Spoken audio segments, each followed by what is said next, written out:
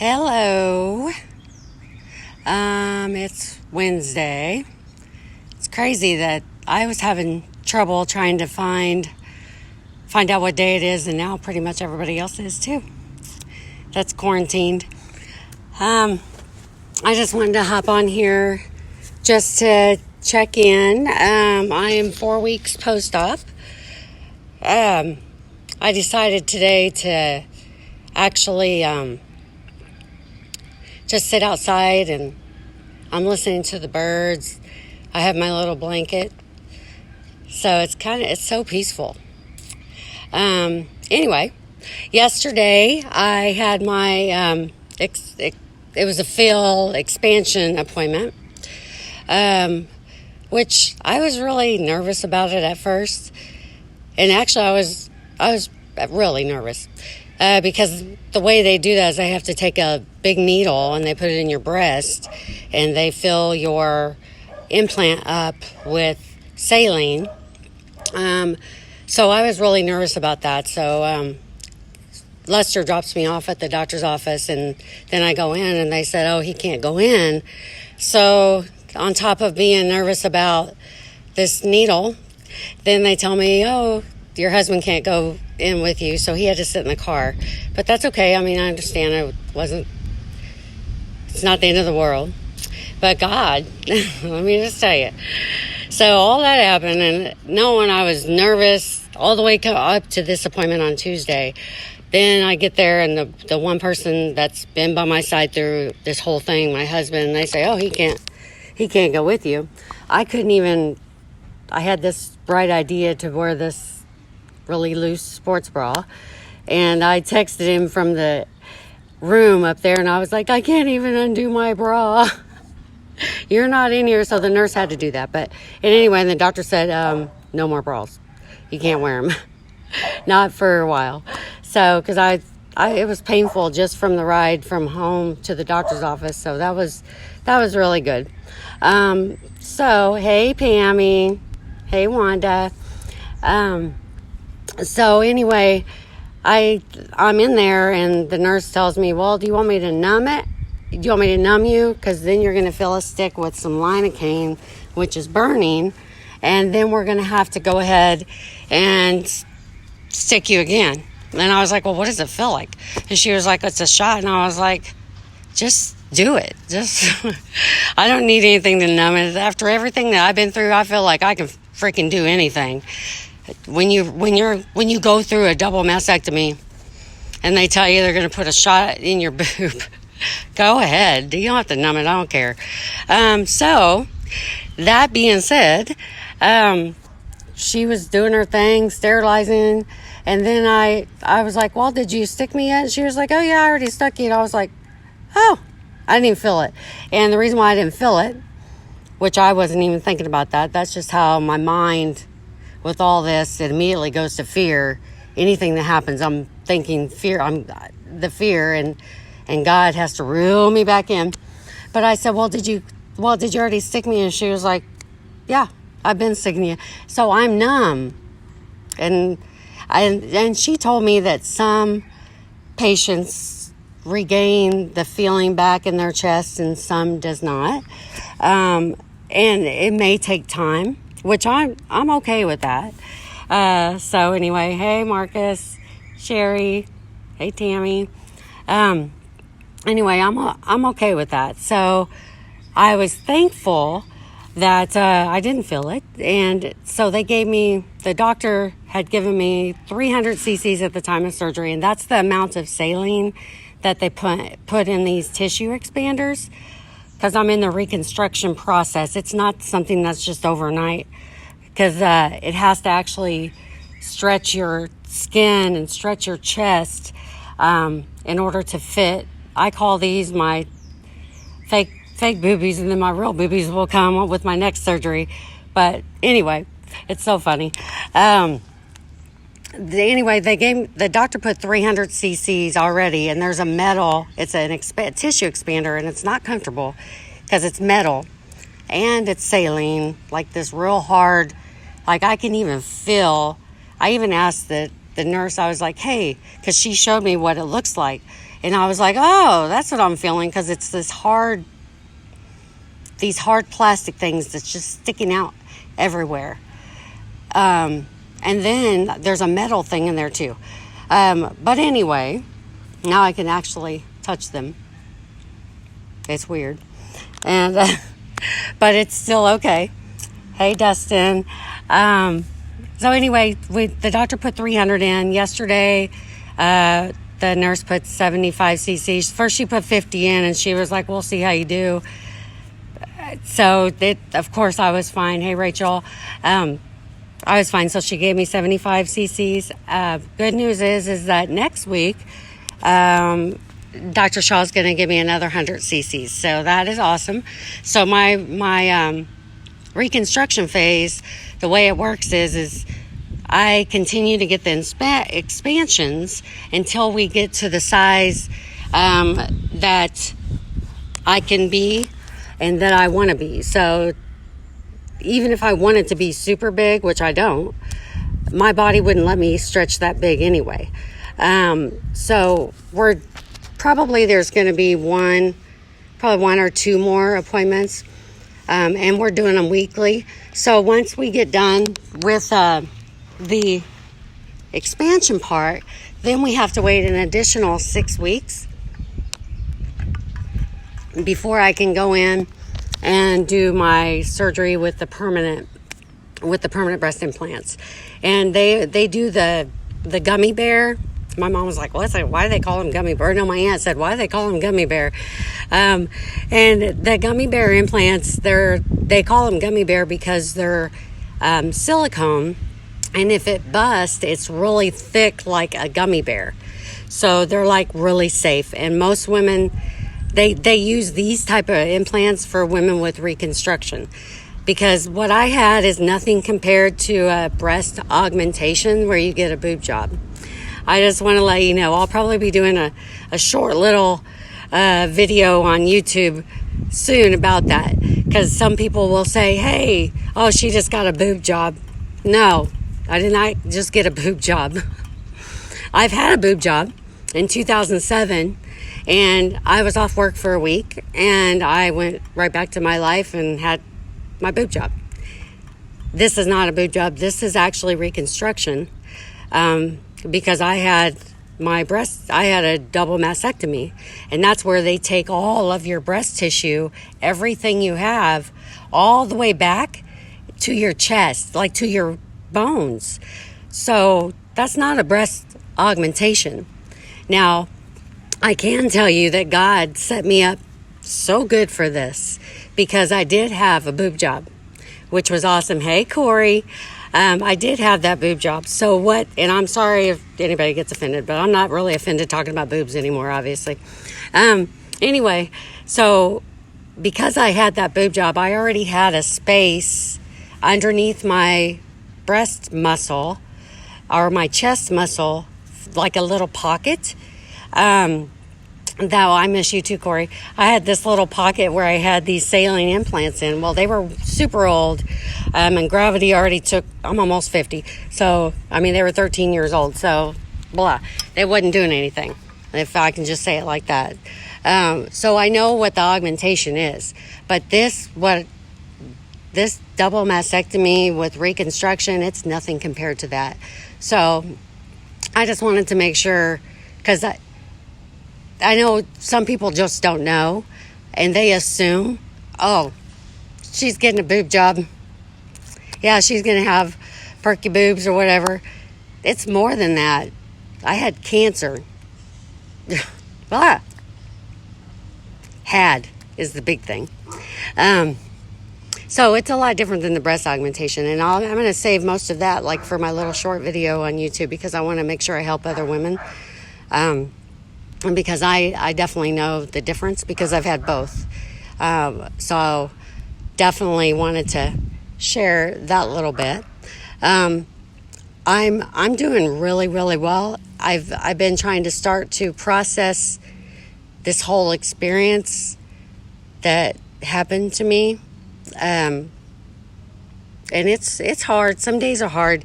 It's more it's more emotional now for me because like I said in the beginning, I feel like I can conquer the freaking world. I feel like I am the strongest freaking woman ever. It's amazing to feel this strong. And I look back and I think what I went through, and I just have to thank God. I have been thanking him so much because there is no way I would have gotten through that. And it's been painful. But God, he's been my pain management. Most people wouldn't be able to go through what I just went through. I'm just saying. I told my daughter-in-law, hey, Lucretia, I told my daughter-in-law and I said, I hope that people don't get a misunderstanding that having breast cancer and a double mastectomy is really easy. Because I'm making it look easy. It's not me. I can tell you that. It's not me. This is God. This is only God. And I have to testify because I have been through some stuff. Like, it's crazy. The amount of pain that I have had to endure. But God, he's got me through. I haven't had to take any pain pills since the first week of my surgery. This is 4 weeks. I had a double mastectomy. And it's only God. Hey, Sine, it's only God. And I'm here to tell you, if you don't believe in God, I can tell you there's a God. Because he just got me through, he's got me through a lot of stuff. Some people know my story. I recently, 5 years ago, I was in a car wreck where they had to cut me out with the jaws of life, and I had broke my pelvic muscle in 2 places. I was in the hospital. Lester watched that happen, and I wasn't breathing when he came to the car. God got me through that. He's got me through this. There is a God. There is a God. I'm telling you that. And I'll tell you one thing. Thank you, Thaddeus. I'll tell you one thing. I wouldn't want to do this with anybody but God. And God told me when I first found out I had breast cancer, he said that you're going to go through this. You don't have a choice, so quit fighting me. That's what we talked about it for 3 weeks before the surgery, me and God. And he was like, quit fighting, quit wrestling. You're going to go through it. You don't have a choice. And I'm going to hold your hand through it. And I'm going to tell you what, God did exactly what he told me he was going to do. And he's still doing it. He's still doing it. I'm not done. I'm definitely not done with my fight. But I'm getting better. I'm getting better every single day. Every single day. And I am happy about that. I actually was talking to my sister-in-law, Fanny, in Austin, Texas today. And I said, Fanny, I'm starting to see the light at the end of the tunnel. Woo! I'm outside. It's okay. I said I wasn't going to cry. Ugh. Anyway, it's nice. It's nice to be able to see the light. And I already seen the light anyway. That's why I was so impatient with, once I got over the fact that I was going to have this surgery, and I was in that plastic surgeon's office, and I said, I had my little breakdown, and I said, okay, how long is it going to hurt? What's the amount of the pain? How long is it going to hurt? So she told me the worst is going to be the first 2 weeks. Hey, I'm on week 4. I'm okay. I'm definitely okay. Hey, Sue. I'm definitely all right. So I just wanted to make sure I gave a little short testimony for sure, just to let everyone know that this wasn't an easy, I make it look easy, but it's not me, it's God, because this wasn't something easy. So, and keep in mind, I've been doing little short videos, and God's leading me through what I'm supposed to talk about. And they're only like maybe 4, 5, 6 minutes, just different experiences. I'm documenting those on YouTube. So this one will be on YouTube also. I'll share it back to my page. So that way you can get a chance, if you want to follow me, or if you also want to share my story with anybody else that might be going through this. Or if they want to reach out to me or talk to me, because I know right now we're all in. Hey, Sister Tyra. Hey, Trishelle. I know that we're all in quarantine right now, so there's not like a whole bunch that we can actually do, but I can talk on the phone, and I can help whoever. So definitely, you're more than welcome to share my story. Like I said, on my YouTube channel, it's mainly just it's for others, but it's for me too, because it's helping me to deal with this emotional stuff of having breast cancer. Because as I said, most of it now is emotional, because God's got me through the physical part, and He's going to get me through the emotional part too. So you guys just have to bear with me and follow with me. He's walking me through it, and I'm doing it through my little short videos. And some videos I break down crying, and some I don't. And whatever He directs me, then I do. But I know that there's a lot of women out there that's still facing this every single day. There's so many women that get breast cancer. The numbers are amazing. Hey, Sine. The numbers are just amazing on how many women, it's ridiculous. So many women get breast cancer. But you know what? The reason why so many women survive is because there's so much awareness out there, and there's people that tell their stories. One thing, and I'm just going to say this and I'm going to go. One thing I know is when I first found out I had breast cancer, I wanted to know what was in my body. I wanted to know what to expect. I wanted to know what was going to happen. I wanted to know what the heck that cancer was and what DCIS means. I wanted to know what my options were. I wanted to know everything. And you have to be careful looking at stuff on the internet. Well, I found my information that I needed off of, there's a couple women that I follow that I've never even met. I follow them on YouTube, but their stories have encouraged me and helped me to make all of these decisions that I've had to make. So I wanted to make sure that I'm doing my part and giving back and making sure that I share my story with others too, because you gotta know. And then with that being said, even though we can't do mammograms right now, which I won't have to do a mammogram anymore. Anyway, even though we can't do mammograms, I will let y'all know that one of my very best friends, Stephanie Taylor, well, it's not Taylor, it's oh gosh, I don't know why I can't say it. She knows who she is. She got her mammogram back, but she's like, Tina, it didn't even hurt. And she's 52 years old, but she did the 3D mammogram. So ladies, there's no excuse. Once our country is back to where we need to be, this pandemic is over, get back in and get your mammograms, because those 3D mammograms, you can't even feel them.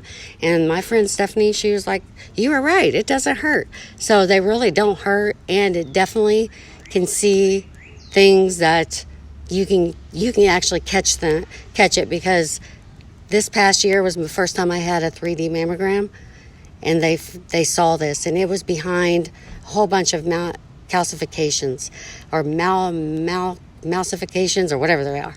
But the tumor was behind that, and they wouldn't have been able to see it without the 3D mammogram. So definitely do that. And then also, you can still do your self-checks while we're waiting on the mammograms, just like you do when you go, and I'm sorry, I know there's men, hey, Scott and Gina and Tracy. I know there's men on here, but ladies, when you go into the OBGYN for your yearly PAP, which you should be doing anyway, which a lot of women don't, but I'm here to tell you, you better do it. The doctor always does a self-check and feels for lumps on your chest. So you need to do that. Why we're not going to see our OBGYNs and we're not going to see our or get our mammograms. We need to be making sure we're taking care of ourselves. And hey, Jana and Bill. Hey, Mark. We have to make sure we're taking care of ourselves and doing our self-checks, feeling. It's just like ladies, when you go to OBGYN, you know what they do. You need to feel, you need to touch. Because I talked to my cancer doctor, and yeah, we're going through a lot of stuff pandemic-wise, but they don't mess around. If you have cancer or if there's an option or something like a lump or something, they're going to take care of you. So don't be afraid to check. And believe me, take it from me, you want to check before it's too late, because it's better to catch it early. That's the only reason why I'm doing so well. Once I'm done and over this, my plastic surgeon yesterday said, oh my gosh, this is going to look beautiful. I'm not even going to be able to tell that it's not me. So medicine is good, but the only reason why I'm able to say that is because I got my yearly mammograms and we caught it. We caught it so early. Anyway, with that being said, I don't want to keep you guys. I know it's a beautiful day. I love everybody, and I want to tell you that I feel every single prayer that you guys have been putting up for me. I feel it, because yeah, it's God that's been my pain management, but all those prayers that was sent up to God for me to get through this, I feel them, guys, and I'm strong. I'm stronger than ever. Ugh. Yes, I am. Anyway, I want to keep crying. I'm going to get off here so I can enjoy the rest of the day. I love you all, and don't stop praying. Keep praying. I appreciate it. Lester appreciates it. We appreciate it. Love you guys.